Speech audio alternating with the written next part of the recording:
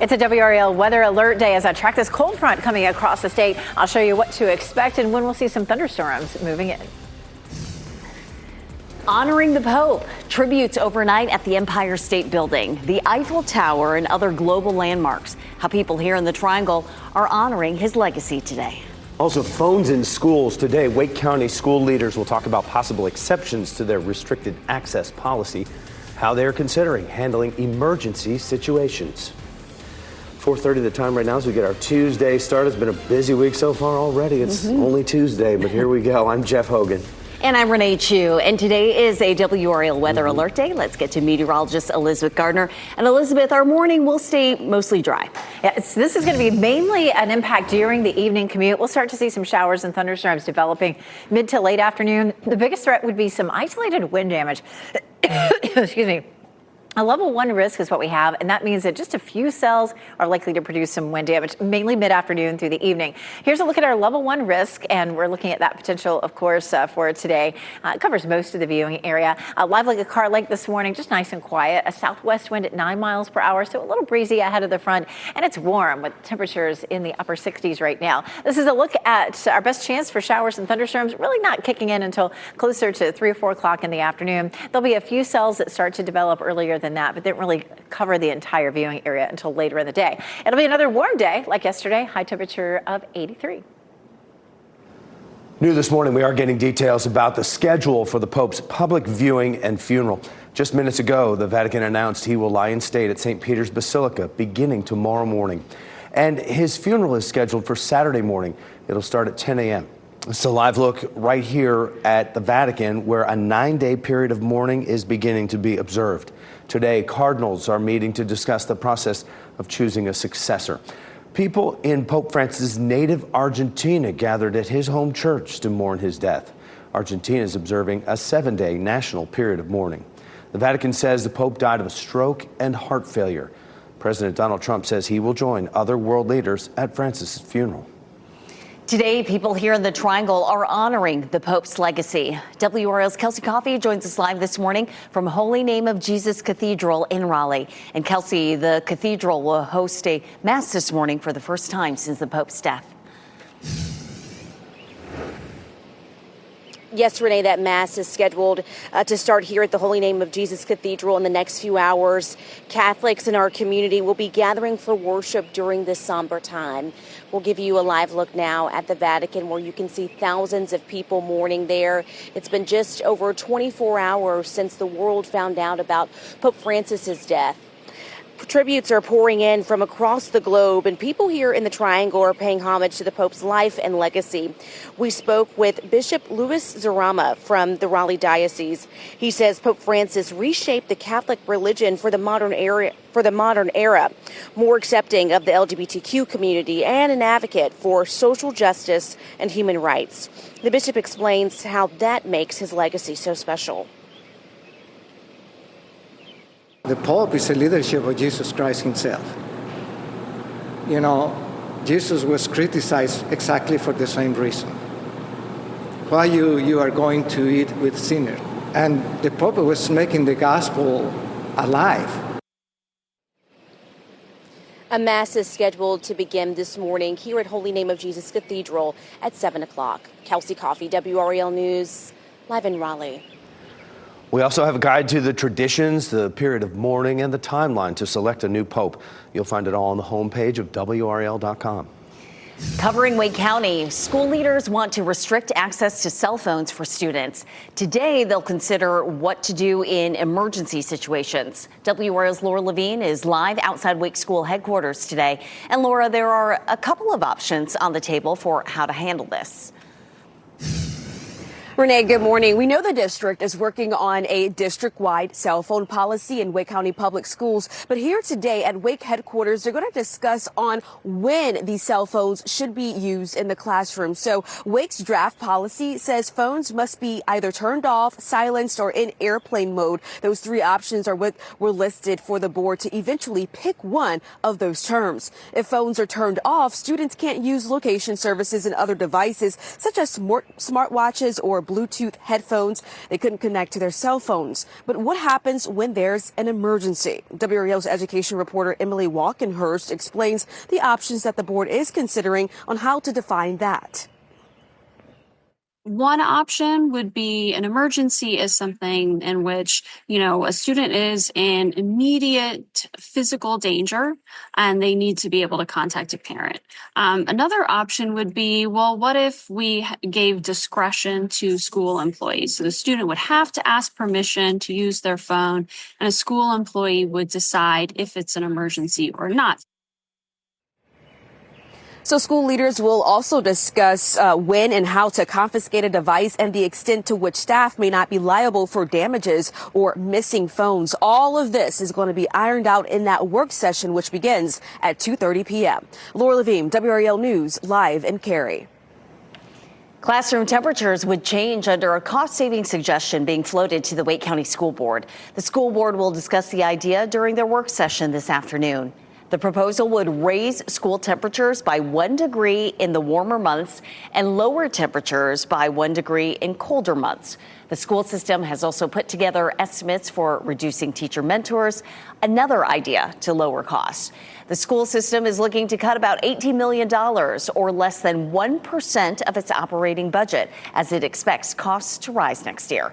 We'll keep you up to date on all the important discussions from the Wake County School Board. Look for updates on WRAL News from 4 to 7:30 this evening.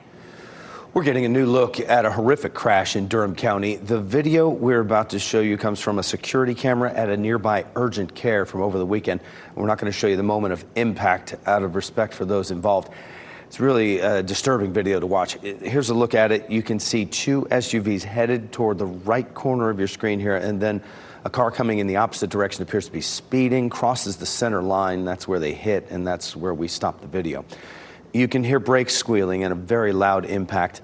About 5 seconds after the crash, the video shows a deputy's car arrive on that scene. Lights on, sirens on.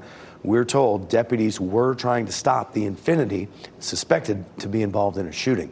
Now, 2 people in the Infiniti died, as well as 1 person in that CRV. We are working to learn if this was a chase and if the chase policy was followed. A woman in Garner is recovering after a shooting. WRAL's breaking news tracker was there as police arrived on Heather Park Drive near Dartmouth Glen Drive. Investigators found at least 6 shell casings at the scene. A K-9 officer was also brought in to help track the shooter. If you have any information, call Garner Police. Duke University is telling its international students to avoid traveling abroad. The school shared updated travel guidance, and it says due to increased risks involving re-entering the United States, they advise international students to avoid traveling outside the country unless it is absolutely essential. Now, this comes after 2 Duke students and a graduate had their visas revoked by the federal government. That's according to reporting by the Duke Chronicle. Duke set up a website that allows international students to ask questions about immigration and travel guidance anonymously. Authorities arrested a man accused of posting AI-generated photos of NC State students on a pornography site. 23-year-old Hayne Beard is facing 2 counts of misdemeanor stalking. A new warrant specifically says the photos had titles listing the women as being in a sorority at NC State. In February, WRAL reported on this happening, with more than 30 women coming forward. Carolina Hurricanes will be on the Lenovo Center ice tonight for Game 2 of their opening round series against New Jersey Devils.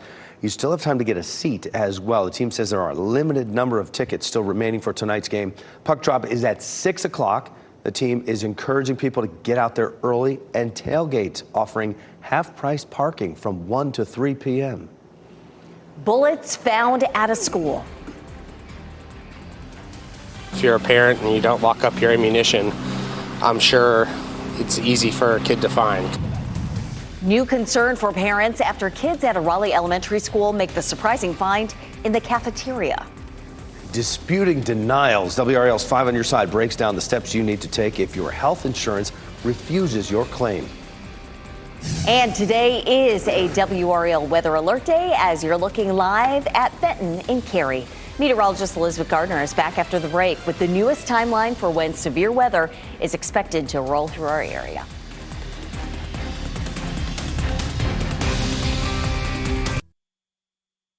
From From the WRAL Severe Weather Center, North Carolina's most experienced team of meteorologists. It is 4:43 and it's a WRAL weather alert day this afternoon. Starting as early as 3 or 4 o'clock, we'll end up with a line of thunderstorms that starts to move through. Some isolated wind damage is possible with this, but it doesn't look like we'll see widespread severe storms. Notice the potential for maybe an isolated shower or storm right around or just after lunchtime, but the chances pick up right around the time of the evening commute and through dinner time if you have plans to be outside. And I know some folks may be at the Hurricanes game. We'll walk through the forecast for that coming up in just a little bit. 64 in Wilson, 68 Durham, 64 degrees in Fayetteville. So temperatures are mild again. We do have the top of the tower lit in blue right now because skies are mainly clear currently. Of course, we'll see increasing clouds this afternoon. Our high on Earth Day, 83. Troubling message to parents at one Wake County elementary school. In a note from the school, 2 bullets were found on the floor in the cafeteria. They were found by students. No students were threatened or harmed. Still, the discovery is raising concerns for parents. I have a child in elementary school, and if it could happen there, it could probably happen at any school, and that's very scary to me as a parent. In a statement, the school's principal says any students found to be responsible for bringing the bullets to school will be disciplined in accordance with district policies. Immigration is one of the most divisive issues facing North Carolina. A new WRAL documentary, Crossing Borders, Immigration and Division in North Carolina, brings you inside the debate. WRAL documentary reporter Kristen Severance talked to families affected by enforcement and the lawmakers pushing for change. We really did look at all sides of the immigration debate in North Carolina, from families who've been separated to these new proposed laws. Here is just a brief clip from our brand new documentary premiering Wednesday night. I, Donald John Trump, do solemnly swear. I, Donald John Trump, do solemnly swear. First, I will declare a national emergency at our southern border. Securing the border without actually fixing our broken immigration system is dealing with the symptom and not the disease. Immigration is one of the most talked about issues of 2025 across the country. This morning, an escalating crackdown nationwide. And in North Carolina. NC Department of Commerce estimates that 1 in 4 construction workers in our state is undocumented. And I resent the fact that the Trump administration talks about they're bringing their rapists, they're bringing their criminals. Is that who put your roof on? A team of rapists on top of your roof? Or who picked your vegetables? I don't think so. There are more than 1 million immigrants in North Carolina, 9.3% of the state's population, and an estimated 325,000 are undocumented. The WRAL documentary team set out to understand how federal and state immigration policies are impacting the people of North Carolina. And I need them to understand that the pain when the family is separated is strong. We're not criminal. We're human beings. We're like everybody. They already had a criminal past, already been deported twice. Now they're back again. Now they kill a law enforcement officer in the line of duty. How many senseless acts like this? You definitely want to know who's coming into your country. This is Crossing Borders, Immigration and Division in North Carolina.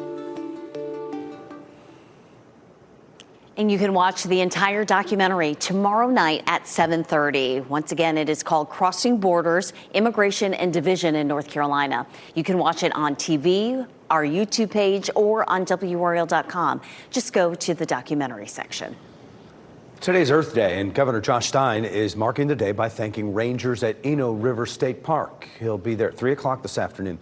Secretaries of State Departments of Environmental Quality and Natural and Cultural Resources will join him there. Meantime, streets across New Orleans are flooded after up to 6 inches of rain fell on the city. Pumps are working to try to push the water out of the city. People are urged to get to higher ground and avoid walking or driving in those floodwaters. SpaceX launched a rocket from Florida's Cape Canaveral Monday evening, and some of you saw it from here in North Carolina. These are viewer pictures sent into the WRAL newsroom. We first told you about this during yesterday's morning news at 9. Our meteorologists say despite the less than ideal trajectory of the launch, we were able to see it because it happened an hour after sunset. If you have any pictures from last night's launch, send them to us at WRAL.com/report it. You may see it on our newscasts, and we'll put it on our website as well. Some really great photographers that we have in our area. We appreciate you sending in those photos. Meteorologist Elizabeth Gardner is tracking a system that is going to be bringing us rain today and prompting the WRAL Weather Alert Day. Those pictures are really something. We always appreciate it when you send those photos in. Good looking stuff. So it was clear to see that, or clear enough last night. We did have a few clouds out there, and we're fairly clear this morning too. We're seeing some high thin cloud cover. This is our next weather maker right here, moving into the mountains, and there is a cluster of thunderstorms associated with that just southwest of Asheville. We're going to see this moving in and stalling over us and bringing us multiple days in a row of the chance of some scattered showers and thunderstorms. So today, of course, is a WRAL Weather Alert Day. It's a level 1 risk out of 5. We're looking at the potential for a few of the cells to produce wind damage and hail sometime between 2 o'clock and around 8 o'clock this evening. This is a look at the outline of our severe threat, and it does include almost the entire viewing area except right up along the Virginia line there. This is a look at futurecast. This is around 11 or 12, 1 o'clock in the afternoon. Still pretty quiet. And notice from Raleigh southward, still a good bit of sunshine. That sunshine that we'll see today will help energize the atmosphere and just increase that chance for some scattered storms. At 5 o'clock, we are seeing showers and thunderstorms around the triangle. Our southern counties may still be dry. Fayetteville, Clinton, Goldsboro, you may not be seeing any of those cells yet. And as we get into the evening, some more of those may develop down to the south. So we could see those up until maybe around 10 or 11 o'clock tonight. Take a live look at downtown Raleigh. Right now, it is 68 degrees, so it is warm. Our dew point's 59, which isn't terrible, not awfully muggy out there currently. 64 Fayetteville and Rocky Mount, 63 up in Roxborough. Temperatures in the 60s in the Triangle too. Cary at 64, 66 in Garner, 64 in Chapel Hill. Our high temperatures this afternoon, similar to yesterday, 83 in Raleigh, 82 Durham, and 86 in Fayetteville. Our rain chances for the next 5 days are going to be between 40 and 60%. We're going to have afternoon and evening thunderstorms really each day this week. And our temperatures stay mild, highs in the upper 70s to low 80s, overnight lows mostly in the 60s. So this pattern is just going to be on repeat all the way through Saturday. Now, Saturday, we'll have a bit of a stronger front that comes through. We'll take a closer look at that. And of course, some drier conditions behind it coming up.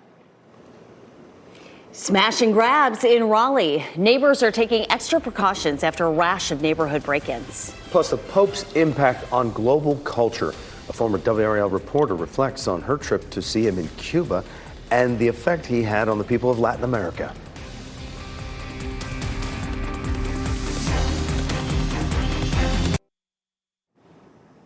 An Indian artist created a magnificent tribute to the Pope. Sudarshan Patnaik created a sand sculpture of the Pope in his honor. He crafted the 8-foot-tall sculpture out of 8 tons of sand. Text below the Pope's image says, "Rest in peace." He says the Pope's death is a huge loss for the world. What a creation, though. New incentive for families visiting Walt Disney World. In 2026, children ages 3 to 9 can eat for free. The promotion is available to guests who purchase a Disney dining plan for adults in their group. Dining plans are only available to guests who stay at Disney Resorts Collection hotels and must be bought by each person in the party.